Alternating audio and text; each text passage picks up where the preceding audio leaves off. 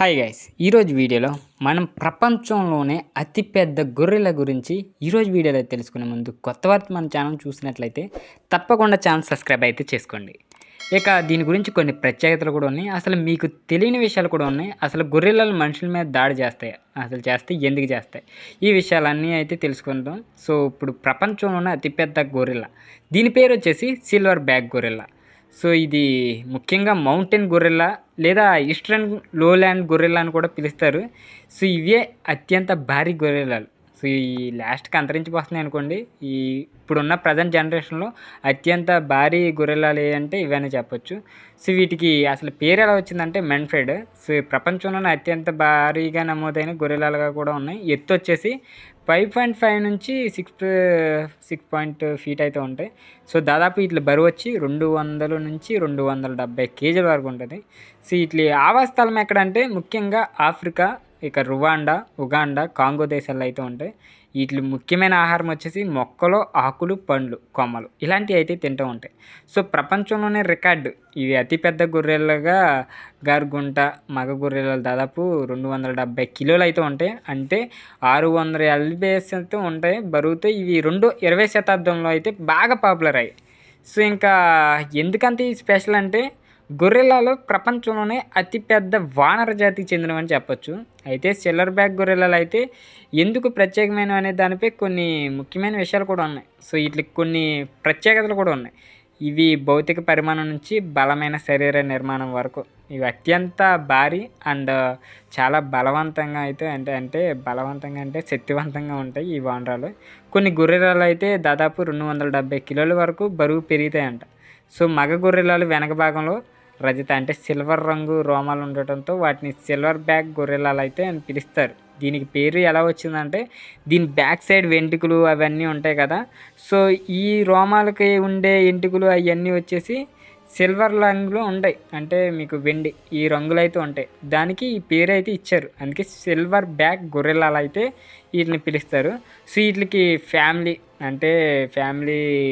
Interaction and leadership qualities కూడా వీటిలో ఉంటాయి. అంటే ఈ గొర్రెల జాతిలో, ఈ గొర్రెలలో మన కుటుంబంలో ఎలా ఉంటామో ఇంటి పెద్ద కింద సేమ్ యాజ్ యూజువల్గా ఈ గొర్రెలలో కూడా వాళ్ళ కుటుంబం ఏదైతే ఉందో ఆ కుటుంబంలో పెద్ద వ్యవస్థ కింద నాయకత్వ లక్షణాలతో లీడ్ చేస్తూ ఉంటుంది. అదే తల్లి, తండ్రి, ఇక పిల్లలు ఇలా ఉంటాయి కదా. వీళ్ళకి ఒక తాత ఉన్నాడు అనుకోండి, ఆ తాత ఈ సంరక్షణలో నాయకుడిగా అయితే ఈ గ్రూప్ని రక్షించడం, ఆ ఫ్యామిలీ గురించి ఎంతటికైనా చేస్తాయంట, ఏమైనా చేయగలవంట. వాటిని పాలించడం కాదు, వాటిని సరైన మార్గంలో చేసే క్యారెక్టర్ కూడా పోషిస్తాయంట ఈ సిల్వర్ బ్యాక్ గొర్రెలలో అయితే. సో చాలా డిఫరెంట్గా ఉంటాయి. వీటి గుంపును కూడా ట్రూప్ అని పిలుస్తారు. 1-2 అయితే ఉండవు. దీంట్లో దాదాపు 5 నుండి 30 గొర్రెలు అయితే ఉంటాయంట. దీన్ని వచ్చి ట్రూప్ అంటారు. సో మనం ఇప్పుడు పిక్నిక్ వెళ్ళినప్పుడు అందరం గ్యాదర్ అవుతాం కదా. సో ఇలాగ ఇవి కూడా 5 నుంచి 30 గొర్రెల దాకా గ్రూప్గా నివసించడం అయితే జరిగిద్ది. వీటికైనా ఏదైనా ప్రాబ్లం వచ్చినా అన్నీ ఏకదాటిగా చేసుకుంటూ ఉంటాయి పనులు. సో దాదాపు ఇవి మనిషికి, ఇక మనుషులకు దీనికి DNA 98% అయితే మ్యాచ్ అవుద్ది. సో ఎందుకంటే ఇవి మన సమీప బంధువులు అంట. ఈ వానర్ జాతి 98% DNA మ్యాచింగ్ ఉంటుందంట. అన్ని క్వాలిటీస్ అట్లా ఉంటాయి, కాకపోతే మాటలు అనేవి ఉండవు. కానీ ఆహాభావాలతో అయితే అవి ఎమోషన్స్ కానీ ఫీలింగ్స్ కానీ ఎదుటి వ్యక్తులకు కానీ తెలిసేలాగైతే చేయగలవు. ఈ మిమిక్రీ మనం చెప్పా కదా, భావ సన్నివేశాలు ఎలా వ్యక్తీకరించాలో అవన్నీ వీటికి ప్రత్యేకతలు చాలా ఉంటాయి మనుషుల్లాగానే. సో కొంతమందికి అపోహలు అయితే ఉంటాయి. వీటి గురించి నిజాలు కూడా ఉన్నాయి. గొర్రెలలో క్రూరమైనవి అన్నది మొత్తం ఒక అపోహ, ఒక భయం అంతే. అంటే వాడిని మనం ఎక్కువ అట్లా ఆకారాలు చూసి నిజంగా ఇవి మన మీద దాడి చేస్తాయని భయం వేస్తుంది. నిజంగా ఇవి సాధారణంగా శాంతి స్వభావం కలిగిన జంతువులు ఇవి. కానీ ప్రమాదం ఉందనుకున్నప్పుడు మాత్రం ఇవి దాడి చేస్తాయి. ఏదైనా మీరు దాన్ని కొట్టేస్తారో లేకపోతే చంపేస్తారనే అప్పుడే ఇవి ముఖ్యంగా ఎక్కువ కోపానికి గురయ్యి దాడి చేస్తాయి. అంతే తప్పించి ముఖ్యమైన విషయాలు అయితే ఇవి ఎక్కువ ఫైటింగ్ యాక్షన్ అయితే తీసుకుంటాయి. సో ఇవి మొక్కలు తినే జీవులు అనే చెప్పొచ్చు. పండ్లు, ఆకులు, కొమ్మలు ఇవే తింటాయి. ఇట్లా ఆహారం నాన్ వెజ్ ముట్టుకో, పండ్లు, ఆకులు, కొమ్మలు ఇవే తింటా బతుకుతూ ఉంటాయి. వీటిని హెర్బివర్స్ అని కూడా అని పిలుస్తారు. సో విపత్తులో ఉన్న జాతి ఏంటంటే గొర్రెల జనాభా ఆవాసం మొత్తం కోల్పోతుంది కదా. ఆ వేట ఏంటి ఇవన్నీ నాశనం అయిపోతున్నాయి అడవులు. క్లైమేట్ చేంజ్ కారణంగా కూడా కొన్ని గొర్రెలు అయితే చనిపోతున్నాయి. ఇక ప్రపంచంలోనే మౌంటైన్ గొరిల్లాలు ప్రస్తుతం లుప్తప్రాయ స్థితిలో అయితే ఉన్నాయి. అంటే క్రిటికల్ అండ్ ఎండగ్రేజ్లో ఉన్నాయి. సో ఏంటంటే అంతమైపోతున్నాయి.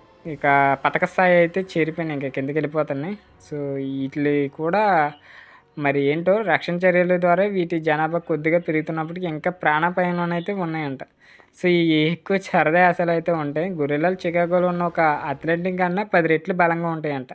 సో ఇవి మామూలు మాదిరిగా తప్పించుకునే మార్గాలు, టూల్స్ వాడటం కూడా నేర్చుకుంటాయి. నిజంగా గొరిల్లాలు హృదయం కూడా మనుషులాగానే ఎడం వైపు ఉంటుంది. సో ఈ విషయాలు మీకు తెలియదు కదా. మనలాగానే హార్ట్ కూడా వాటికి ఎడం వైపు ఉంటుంది. ఇక గొరిల్లాలు సాధారణంగా మనుషులపై దాడి చేయవు. ఇవి సహజంగానే శాంతియుతంగా సామాజిక జీవులు అని చెప్పొచ్చు. అయితే కొన్ని డిఫరెంట్ సిచ్యువేషన్స్ తప్ప మనుషులపై దాడి చేసే అవకాశం అయితే తక్కువగా ఉంటుందంట. సో ఎందుకు దాడి చేయవచ్చు, కొంతమందికి ఒక క్వశ్చన్ ఉంటుంది, ఎందుకు దాడి చేయవు, ఎందుకు దాడి చేయవచ్చు. ఏంటంటే ప్రాణహాని ఉందనుకున్నప్పుడే దాడి చేస్తాయి. ఇక గొర్రెల తమ గుంపునైతే రక్షించడానికి, అదే ఆ ట్రూప్ ఏదైతే ఉందో దాన్ని రక్షించడానికి చాలా అప్రమత్తంగా అయితే ఉంటాయి. ముఖ్యంగా సిల్వర్ బ్యాక్ గొర్రెలో ఉంటాయి కదా, అది గుంపు నాయకుడు అనే చెప్పొచ్చు. తన కుటుంబానికి హాని కలిగేలా ఏదైనా హాని దానికి ఏదైనా కనిపిస్తే బలంగా స్పందిస్తాడు. మనుషుల్లా గొర్రెల ప్రాంతంలోకి అకస్మాత్తుగా వెళ్ళినా, పెద్ద శబ్దాలు చేసినా, ఇంకా సౌండ్ పొల్యూషన్ అలాంటివి చేసినా, వేగంగా కదిలినా అవి అయితే బెదిరింపుగా అయితే భావించి దాడి చేస్తాయి. అవి మా మీదకి దాడి చేయడానికి వస్తున్నారేమోనని చెప్పి అవి దాడి చేయడం స్టార్ట్ చేస్తాయి. అంతే తప్పించి మనం అటు వెళ్ళిన ప్రదేశానికి వెళ్ళి శబ్దాలు చేసిన భారీగా కానీ, లేకపోతే వేగంగా పరిగెత్తినా, లేకపోతే వాడి మీదకి దాడని ఫీల్ అవుతాయి అంతే. ముఖ్యంగా ఏంటంటే ఐ కాంటెంట్, ఇది మనం బెదిరి చూపులు చూస్తూ ఉంటాం కదా, దాని వైపు చూడటం కానీ అలాంటివి చేయకూడదు. ఇవి ఏంటంటే గొర్రెలలో ప్రత్యక్షంగా కళ్ళలోకి చూసి బలమైన చూపులు చూస్తే దాన్ని ఒక సవాల్గా భావిస్తాయి. మీరు ఎప్పుడైనా గమనించుకోండి, మూవీస్లో కూడా గమనించవచ్చు, జూ పార్కులో గమనించవచ్చు. దాని వైపు స్ట్రైట్ ఫార్వర్డ్తో ఏ జంతువుని కళ్ళతో కళ్ళు పెట్టి చూడకూడదు. సో ఆ కళ్ళల్లో కళ్ళు పెట్టి చూడటం వల్ల అవి సవాల్గా భావిస్తాయి. ఎందుకంటే మా మీదకి సై అంటున్నాడు, దాడి చేయొచ్చు ఈ టైం అనేది అనుకుంటాయి. సాధారణంగా వ్యక్తి సైలెంట్గా నెమ్మదిగా కదులుతూ గొర్రెలను గౌరవిస్తే అవి దాడి అయితే చెయ్యవు. మీరు సైలెంట్గా తలదించుకొని ఆ సైడ్ అంటే వెళ్ళిపోతే అవి ఏం చెయ్యవు, అసలు ఏమి అనుకోవు. ఈ ప్రేరేపించడం కూడా ఉంటుంది, అంటే ప్రొవొకేషన్ కూడా ఉంటుంది. గొర్రెలను కోపంగా రెచ్చగొట్టేలా ప్రవర్తించడం, వాటి గుంపుని చెదరగొట్టే ప్రయత్నం చేయడం, లేదా బిడ్డలతో ఆడుకోవడం చాలా ప్రమాదకరం. ఈ తల్లి గొర్రెలు తమ పిల్లలకు రక్షించడానికి ఎంతైనా చేస్తాయి. నాశనం కూడా చేసేది దాదాపు. అవి ఎంత సైలెంట్గా ఉంటే అంతే క్రూరంగా దాడి చేస్తాయి. అంటే వాటి కుటుంబానికి మీరు ఏమన్నా హాని కలిగించినప్పుడే ఇవి రియాక్ట్ అవుతాయి. అప్పటిదాకా దాని స్వభావం మొత్తం శాంతంగానే ఉంటుంది అనుకోండి. సో మనుషుల మాదిరిగానే ప్రతి గొర్రెల వ్యక్తిగతంగా భిన్నమైన స్వభావం కలిగి ఉంటుంది. కొన్ని గొర్రెలు అయితే శాంతంగా ఉంటాయి, మరి కొంతమంది వారిని బెదిరిస్తే బలంగా స్పందిస్తాయి. సో ఎప్పుడైనా గొర్రెలను మనం ఎదుర్కొనేటప్పుడు నెమ్మదిగా వెనక్కి వెళ్ళాలి. అకస్మాత్తుగా పరిగెత్తినా కానీ గొర్రెలా చేసే అవకాశం అయితే ఎక్కువ ఉంటుంది. ప్రత్యక్షంగా కళ్ళలోకి చూడకూడదు, అది కూడా సవాల్ భావించవచ్చు. తనిఖీ చేయని గొర్రెల ప్రాంతాలకు వెళ్ళకూడదు. అసలు గైడ్ లేకుండా అడవుల్లోకి వెళ్ళడం చాలా ప్రమాదకరం. సో గొర్రెలను రెచ్చగొట్టకూడదు.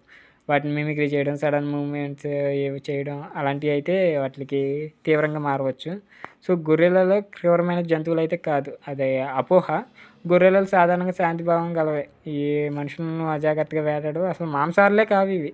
సో గొర్రెలను గౌరవంగా చూసే వ్యక్తుల్ని అవి ఏమీ చెయ్యవు. సో నిజంగా చెప్పాలంటే గొర్రెలలో మనుషులను రెచ్చగొడితేనే లేదా తమను ప్రమాదకరంగా భావించినప్పుడే దాడి చేస్తాయి. వాటి సహజ స్వభావం శాంతమైనదనే చెప్పొచ్చు. సో ఇది ఈరోజు కాంటెంట్ అయితే. సో మీకు ఈ గొర్రెల గురించి పూర్తిగా అర్థమైందని అయితే నేను అనుకుంటున్నా. సో మన కంటెంట్ మీకు వాల్యూ అనిపిస్తే తప్పకుండా ఛానల్ సబ్స్క్రైబ్ చేసి వీడియోని లైక్ చేసి మీ ఫ్రెండ్స్కి అయితే షేర్ చేయండి. మళ్ళీ మంచి ఇంట్రెస్టింగ్ టాపిక్తో మీ ముందుకు వస్తాం. అంతవరకు బాయ్ బాయ్, టేక్ కేర్.